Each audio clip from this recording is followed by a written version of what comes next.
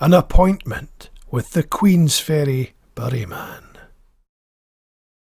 The small town of Queensferry lies on the south shore of the Firth of Forth, just 8 miles west of Edinburgh, Scotland's capital city. As a convenient crossing place, the area may have known before the Romans arrived. Still, the name is traditionally associated with St Margaret, the Anglo-Saxon princess who married King Malcolm III Canmore. By the 14th century, the town had become a borough of regality, along with Dunfermline, Kirkcaldy and Musselburgh, owing duties to the convent of Dunfermline, which also controlled the ferry passage. With the privilege of a weekly market and an annual fair, the town's prosperity increased. Queensferry had become a flourishing seaport by the 17th century, trading in coal, wool and hides, and importing wine, silk, linen and timber from Europe and Scandinavia. The town's leading burgesses were merchants, shipowners and masters, as well as local guild craftsmen. In 1627, Charles I erected the town into a royal borough and free port. In 1636, it separated from the parish of Dalmeny with the buildings of its church at the Vennel. War pirates, the plague and even witches were a common threat. However, the town's prosperity is evident from the number of substantial 17th century buildings that still survive and why the city regarded as an outstanding conservation area with many listed buildings. Despite the development of a soap-making industry, the first of its kind in Scotland, and the continuation of linen weaving and candle making, the town's fortunes and its trading fleet declined.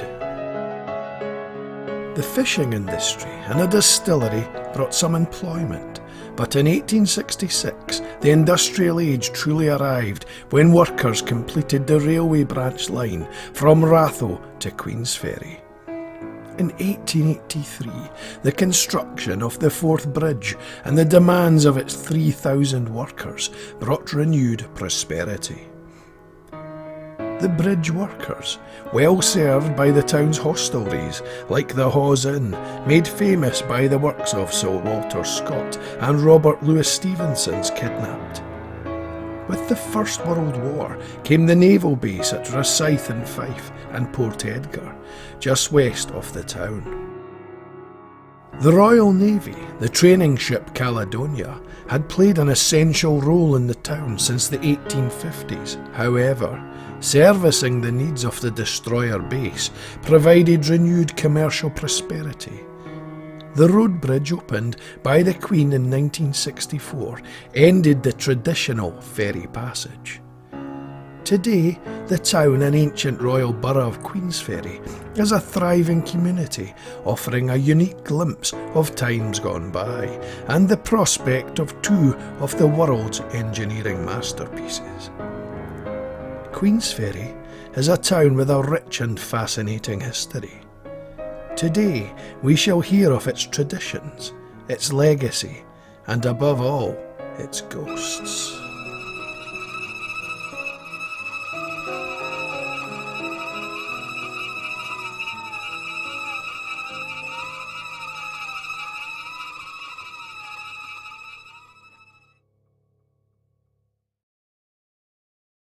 A frightening tale exists within the vicinity of the Haws area of South Queensferry. Over the years, some residents of the ferry have reported sightings of a ghostly apparition. The sight of a spectre materialising beneath the vicinity of the old railway bridge, only to vanish before their eyes. The now famous spirit come to be known as the White Lady. Local legend tells the tale of a bride dressed in white on what should have been her wedding day. The woman reportedly fell from the speeding train as it crossed the Forth Railway Bridge. her lifeless body discovered below upon the path of the old railway. Did she jump, or was she pushed? The truth remains a mystery. Many have claimed to have encountered the tragic bride in the Hawes area and beyond. The sight of her ghostly white wedding dress sighted in the dead of night. Her lonely spirit is wandering the long dark path, searching for her long lost partner. In July of 2002, two friends and Queensferry residents attempted to contact the ghost of the White Lady. Setting up below the bridge and in the vicinity of the old railway path, the men took their spot and settled down for the evening. As the evening progressed and the streets grew dark and still, silence fell upon the Hawes path. The sight of the iron-clad fourth rail bridge sat ominously above as the men waited that night. As the clock struck midnight and a slight wind present, the presence of lights along the distant North Queensferry landscape, all that remained present. Soon after, the men became gradually aware of a light in the distance. It emanated from the vicinity of porter cabins beneath the bridge and was approaching them. Accompanied by the sound of crackles of branches, the light, bright and white, continued to draw near to the now slightly fearful men. The light continued to approach along the vicinity of the path. Trees and branches were gently swaying in the now early morning darkness. As quickly as the light had arrived, it vanished somewhere beneath the vicinity of the fourth rail bridge. The exact location where the White Lady had previously sighted. Another encounter from 2003 reads as follows. I was walking up from Scotland along the back braes when I saw the woman. She glowed white, like she was in a gown or wedding dress, something like that. She walked straight along the old railway line from the east to west towards Scotland, before turning under the pedestrian footbridge towards the bowling club, where she disappeared. I was 16 at the time, and it is something that I shall never forget, although I still do not believe in ghosts. In the mid-1980s, a local youth met with a terrifying encounter on the opposite side of South Queensferry. The teenager named Dod sighted running at speed along Society Road from the vicinity of King George V Park. The young man had a look of sheer terror upon his face, trembling and drenched in sweat. The woman who relayed the ghostly tale to me, named Sharon, asked the young man what he saw that day. His face, white as a sheet, the startled boy replied to her with a still trembling voice. It was the White Lady.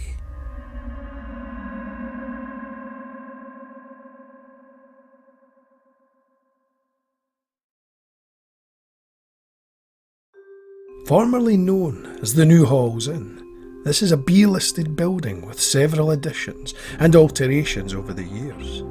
It was undoubtedly renamed the Haws Inn by 1886. Evidence shows that in the book Duncan's Itinerary of Scotland 1820, it is listed as the Haws Inn. Situated at 7 New Halls Road, South Queensferry, a late 17th century coaching inn, with a date stone on the southeast wall which says JS 1638 BB, taken from the old house. These initials believed to be merchant John Smith and his wife Bessie Bathgate. During the 18th century, the inn used as a change house for stagecoaches using the new Hawes ferry, and the adjacent Hawes garage used to be stables and coach house. The building famously hosted the writer Robert Louis Stevenson in 1886 and features in his famous novel Kidnapped. Another prominent literary figure who visited was Sir Walter Scott. It is not unusual for a public house to host spirits. However, the Haws Inn has one room that is said to house a ghost or several spirits. Room number 5 reported to present the most significant levels of paranormal activity and remain cold year-round. A clairvoyant who frequents Edinburgh stays in the hotel regularly. He understands his powers to communicate with our spirit friends, given ample opportunity to allow meaningful discussions and private seances to occur. The history of the Haws only creates questions as to whom the ghost may be. Thousands of visitors each year, and in the past numerous innocent deaths at the Haws Pier, and possibly some misdemeanours causing death in the exact location.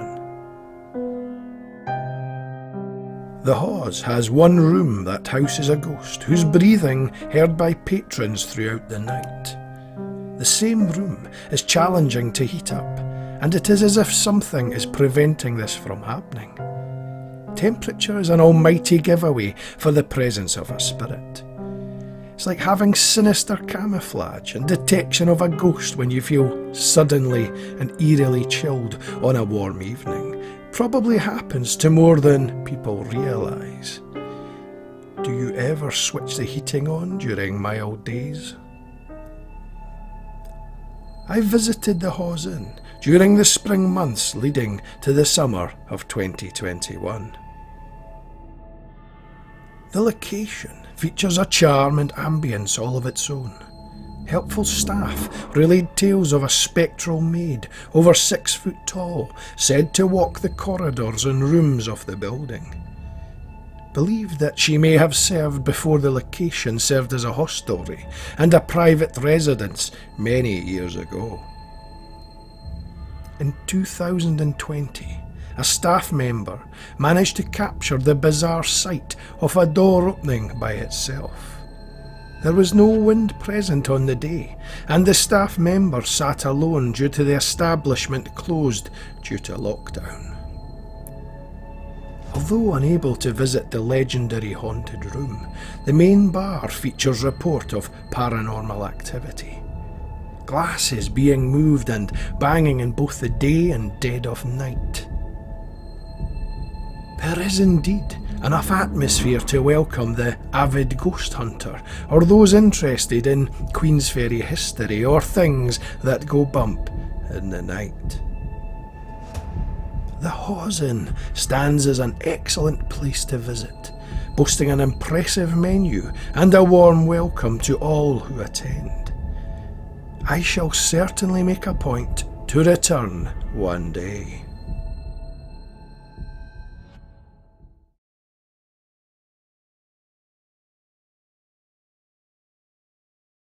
A terrifying story exists from the confines of a property situated upon a road known as the Lone. Lone House sits majestically upon the steep road. The iconic rail bridge stands visible between the gable wall of the property and resting in the distance of the Forth. Tales of wild animals travelling from afar aboard vessels only to depart and reside in faraway docklands are plentiful. This story is however slightly different and concerns a chilling tale from so many years ago. In the early 19th century, a Royal Navy commander, Anthony Kingscote, lived in Lone House, and after returning from an expedition to Africa, he brought back a monkey. He kept it tied up in the kitchen all day long. The young kitchen maid would tease it, shout at it and throw rotten scraps of food at it. Everybody said that the monkey had a bad temper about it, but no wonder. One night, when everyone had gone to bed, an ember from the fire had sparked out and landed on the rope that the monkey was tied up with. It burned through and the monkey was free. It ran out the kitchen, along the hall, and up the stairs to the attic room where the maid slept. On entering the room, it knocked over a vase, which awoke the maid. She took one look at the monkey, and just as she was about to scream, the monkey leapt onto the bed and in one grasp ripped out her throat, silencing her forever, and splatting blood all over the room. When the commander heard this commotion, he grabbed his gun and rushed to the room. However, the monkey escaped out of the window and was never seen again. After the old commander died, people staying in Lone House started to witness noises and movement late at night. It's believed it is the tormented monkey Rain acting his terrible deed. Lone House, now used as an office building. In 2002, a local man investigating the legend visited the facility one night. The large exterior walls present a frighteningly scary-looking vision.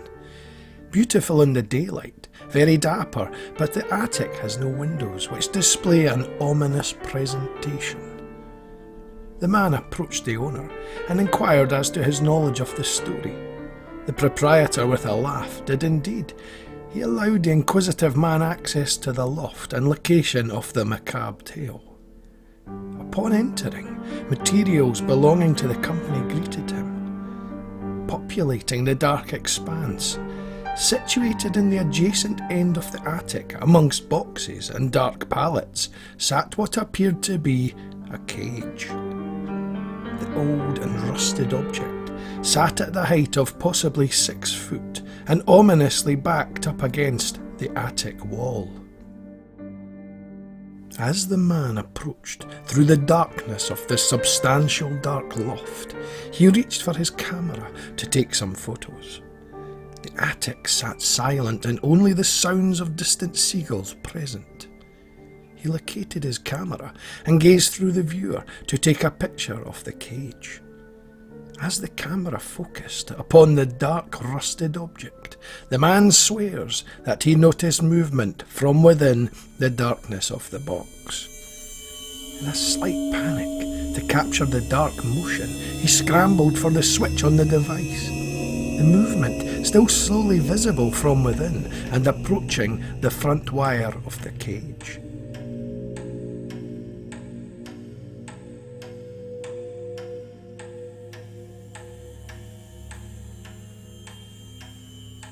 As the shape drew nearer, the man with a trembling finger pressed down on the camera's button. A large flash illuminated the area, and although the rusted cage in the camera light displayed a frightening spectacle, there was nothing visible to be seen. In 2021, I visited Lone House with the same man who met with the movement of a shape so many years ago. Whether the frightening tale of the cursed monkey's spirit holds relevance and exists today is unknown. The staff of the building claim to have had no further encounters with the ghostly animal, and the attic space remains closed today and used for storage. The story finally concludes with a poem penned by the witness from that night in the attic of Lone House. Wee monkey in your cage, nae wonder ye were full of rage, and rip out the throat of that young lass, what cruelly teased, taunted, laughed. You couldnae forgie a death like that from a man or woman o' the toon, but from a beast folklore is born. We'll all learn our lesson soon.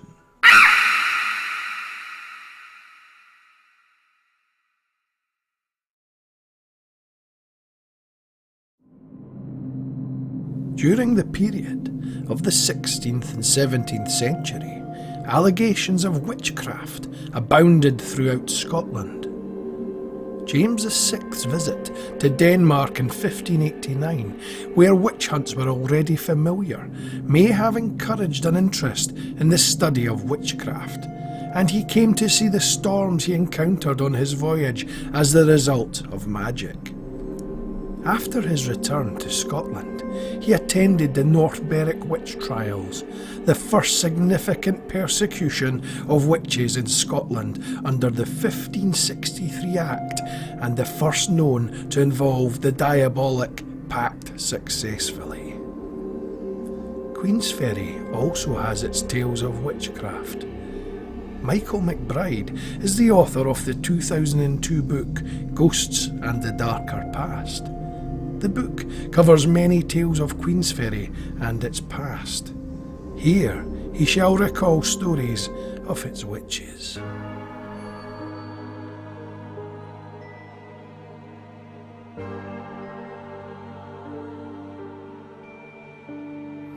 Depending on where you read, find that between 3,000 and 6,000 women were accused of being witches in Scotland during the 16th and 17th centuries, with approximately 1,500 executed for being witches.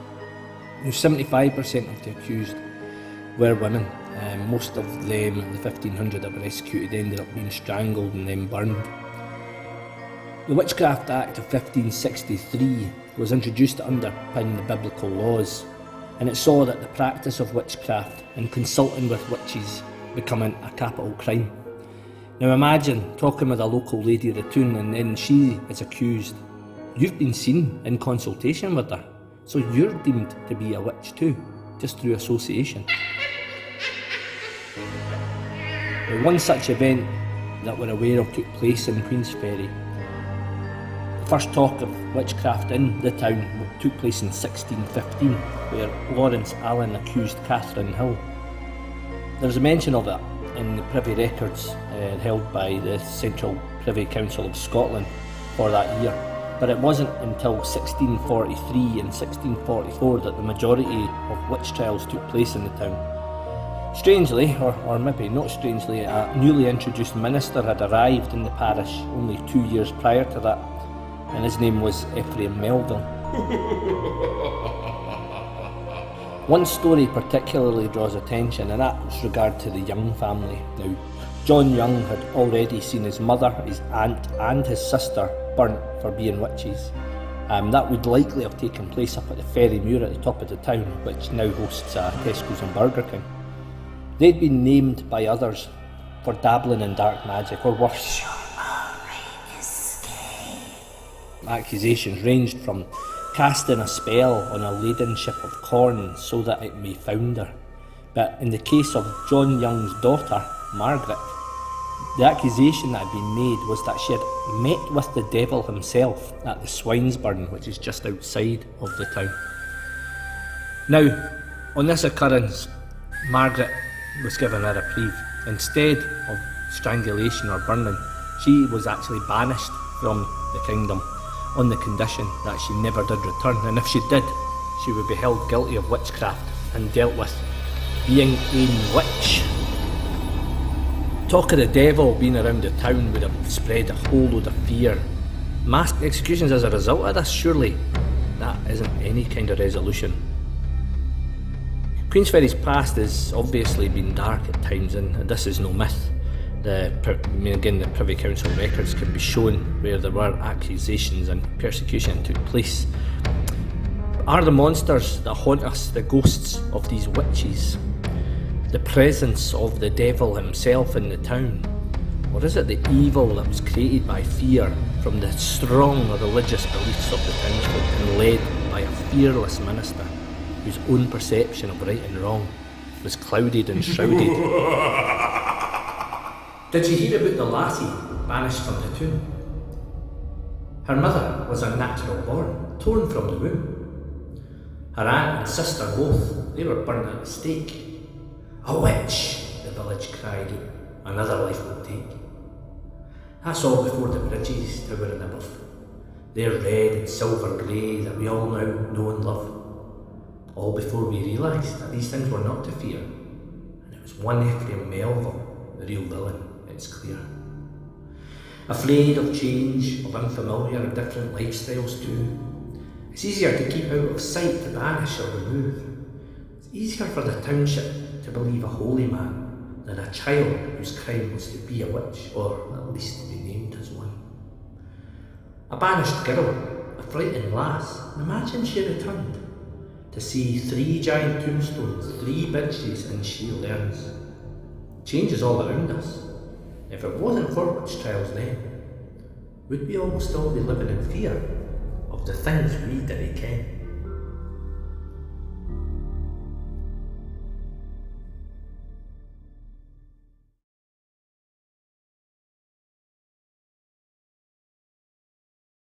Black Castle is situated on East Terrace on Queensferry High Street and is one of the oldest buildings in the area.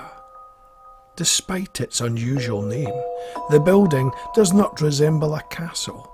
Instead, it likely adopted the nickname during the witch hunts of the 1640s. In 1626, mariner and explorer William Lowry built the house for him and his wife, Marion Speddy, to live in, and believed that the home would have been initially sandstone in colour. The happy home didn't last for long, and as the house turned dark after being painted, so did the relationship between William and his family. On the 6th of April, 1643, William's sister-in-law, Marion Little, confessed to paying a street witch to cast a spell that would create a storm so strong that it would sink William's ship while he was at work and kill him and everyone on board. William's brother James was so shocked by his wife's disdain towards his brother that he paid for both his wife and the street witch to burn at the stake in Ferrymuir. Later, the brother also had to have their sister Janet burnt at the stake, as she also accused of being a witch. Having his wife and so many family members burned at the stake left James bankrupt, and it is often debated by historians if it was all a ploy by local witch hunter Reverend Ephraim Melville. His actions presumed to take down the Lowry family to get his hands on the Black Castle. This fascinating and tragic tale, another of the many macabre stories of Queensferry's dark and bloody past. Although many years ago, the building continues to maintain a suitably unusual atmosphere today. In April of 2021, while researching the history of Black Castle, I journeyed to Queensferry one evening. I walked along from Hawes Pier and along East Terrace. Upon arriving at Black Castle, I ventured up the adjacent Vennel and walked past the old cemetery. I began taking photos for this project and embraced the wonderful spring evening. At one point, a young lad bypassed me from the Vennel and ventured past the cemetery entrance. I continued to photograph the Vennel and suddenly became aware of somebody standing directly behind me and scrutinising the photos. I presumed it to be the young boy who walked past and turned to say hello. Upon turning around, I stood greeted with the sight of the youth walking streets away and disappearing into the distance of the fading light at the end of the road. There was nobody to be seen anywhere in the vicinity of the Vennel or Black Castle whatsoever.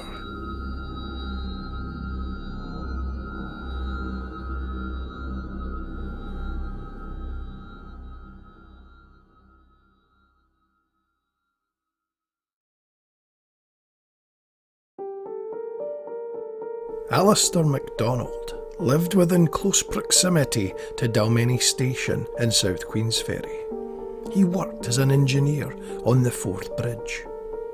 One day, while he was working, his wife answered the telephone to hear a voice on the other end with an Australian accent. It was a female who told her the following: Don't let your husband work on the bridge on a specific date, as he will be killed.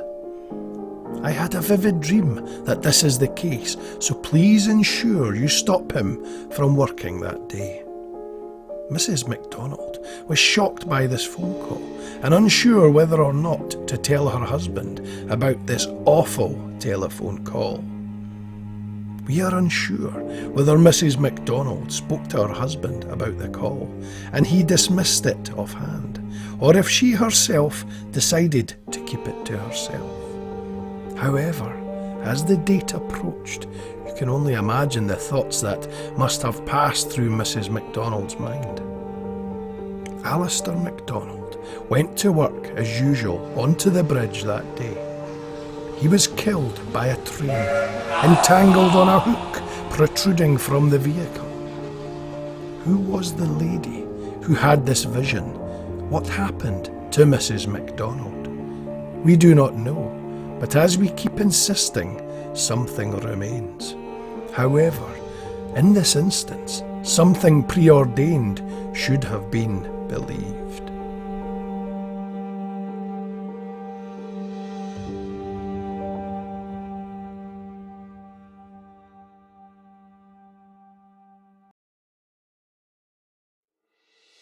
Covenanters once occupied the area now known as the Binks. There was a castle, which was an inn now demolished, and the Priory Church, said to be the earliest stone building in Queensferry, which is still standing and in use today.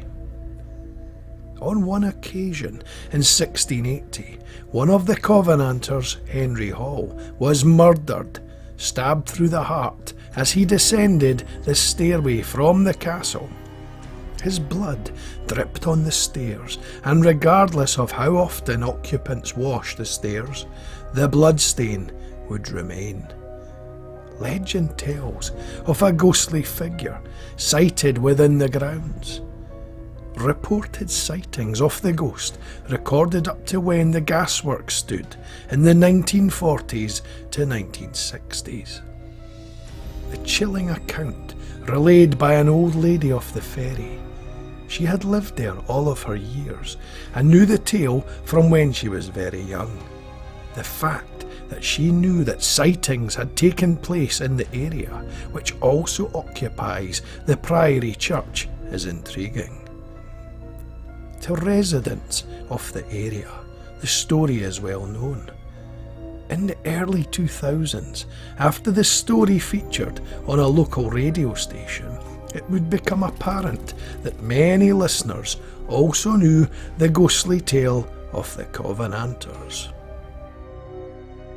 An old theory connected with the Binks is if a visitor spat on the stone foundations within the grounds, blood would appear before you. The Priory Church building stood constructed in the mid-15th century for the Carmelite order. It served as the parish church in the 16th and 17th centuries, but subsequently fell into disrepair. In 1890, it was restored and reopened by the Scottish Episcopal Church. It is now the only medieval Carmelite church still in use in the British Isles. If you have ever entered the Priory Church, the oldest building in the village, you will see why it believed to house a ghost.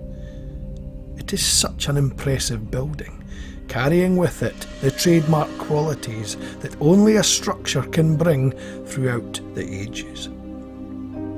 During a refurbishment in 2000, several ancient skeletons discovered housed within the walls of the church. Why the remains were there is unknown. Possibly a resting place of residents or a means to guard off evil spirits, and the puzzle is yet to be solved. One thing is, however, sure. The macabre find has created a new chapter in the history of the mysterious Priory Church, the oldest building in Queensferry.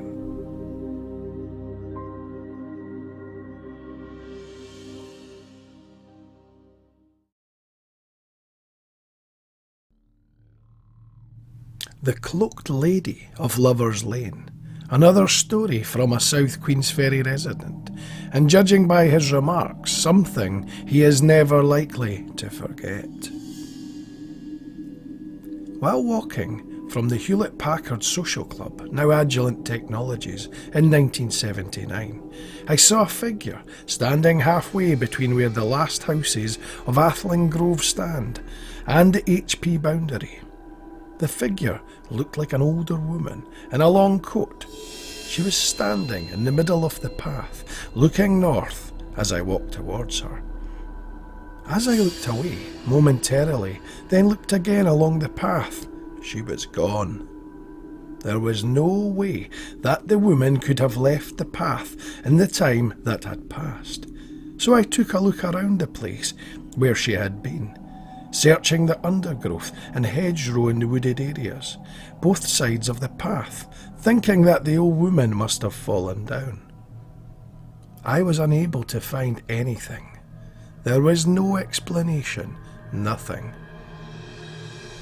I was so convinced, though, with what I had seen, that I went straight to a friend's house to get them to come back with me to the place to continue searching.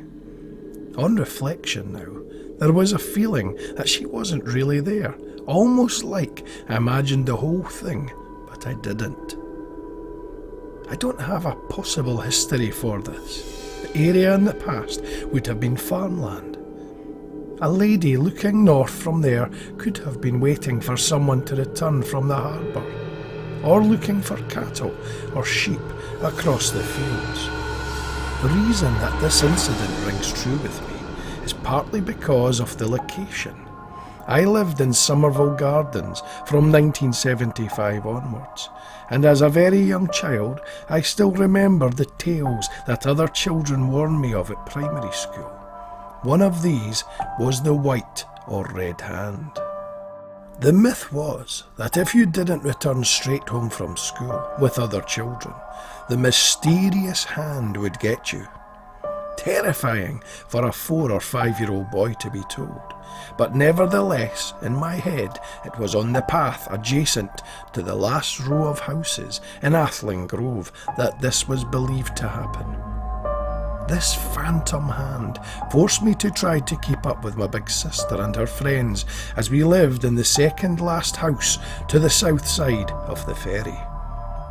The biggest fear I have from this story, other than the proximity to my home, is that the lady appeared to be cloaked, grey or brown or dark.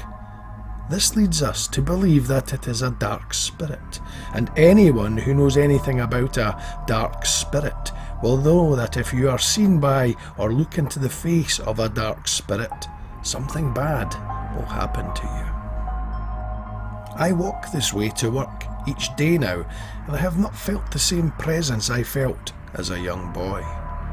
Older and less influenced by all these nonsense stories, I very much doubt it.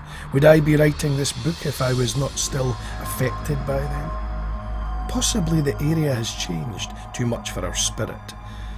Houses have been built over this land. The playing fields have replaced the heathlands that previously occupied the area, and the old lady no longer appears to us. Just remember not to look her right in the eye if she does look your way.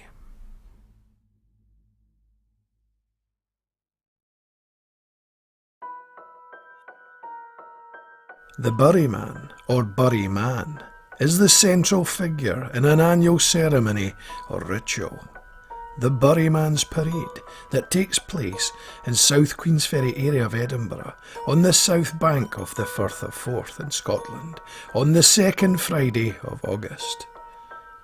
The custom is associated with but separate from the town's ferry fair.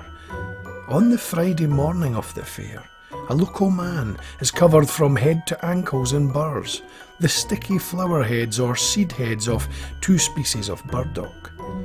Grow locally and walk through the town for over 9 hours. The meaning of this ceremony long forgotten, but it has been the cause of much speculation. Officials first granted the right to hold the ferry fair in 1687, but the Burry Man custom widely believed to be much older. Similar ceremonies used to be held in other Scottish fishing communities, notably Buckie on the Murray Firth and Fraser Borough, to raise the herring when there had been a poor fishing season. Now, only the South Queensferry ceremony remains in Scotland. However, there are possible parallels with the Whittlesea Straw Bear, Irish Wren Day costumes, Castleton Garland King, and perhaps even the Jack in the Green in England, and other customs elsewhere in Europe. There are many theories about the origin of the custom, what the ceremony means and why it continues. One idea is that the parade intended to ward off evil spirits. It can undoubtedly ward off children, some of whom are terrified at the very sight of the Burry Man and avoid looking him in the eye. It has suggested that he carries on pagan tradition thousands of years old and is a symbol of rebirth, regeneration and fertility. Like the Green Man that predates almost all contemporary religions. Legend writes he is possibly a scapegoat and perhaps a sacrificial victim. The Burry Man meant to collect his covering of burrs for himself, as well as any ferns and flowers used to decorate his costume, and the 2 flower-covered staves, poles, that he rests his hands. The Burry Man is covered in 11,000 burrs, which are meshed together into about 25 flat panels. The process takes half an hour. He dresses in several layers of clothing to protect himself from their hooks. A balaclava covers his head and face. It too is covered with burrs, leaving the only small eye and mouth holes. A flower-covered bowler hat tops of the outfit. He wears boots. His feet are the only parts of his body to remain uncovered by burrs, and has a broad sash around his waist. Currently made from a folded Royal Standard of Scotland, displaying the top half of a red lion rampant, a bright yellow background. The choice of flag used in the outfit has varied. A photograph from the 1970s shows the sash around the waist made from a folded Union flag. However, more recently, no flag has been worn, as the Burry Man himself wanted a more traditional look, as flags around the waist was a reasonably new idea. The stickiness of his Burry covering means that he must walk awkwardly. With legs apart and arms held out sideways, he supports his aching arms on waist-high poles decorated with flowers. 2 attendants, dressed in everyday clothing, guide him through the town and help him through his ordeal. The Burry Man walks a 7-mile route through South Queensferry for 9 hours or more, starting at the Staghead Hotel, dressed in the burrs. The first stop is the former Provost House at Villa Road. Then he parades around the town, including visits to every public house, at each of which the Burry Man is given a free drink of whisky through a straw. Residents also provide the Burry Man whisky, so by the end of the day he is exhausted. Tradition holds that he will bring good luck to the town if they provide him with whisky and money, and that bad luck will result if the custom discontinued. Only men born in the village can take on the role of the Burry Man. The same person commonly holds the office for several years. Why not head along to Queensferry this coming August? You stand invited to attend a Queensferry tradition, an appointment with the Burry Man.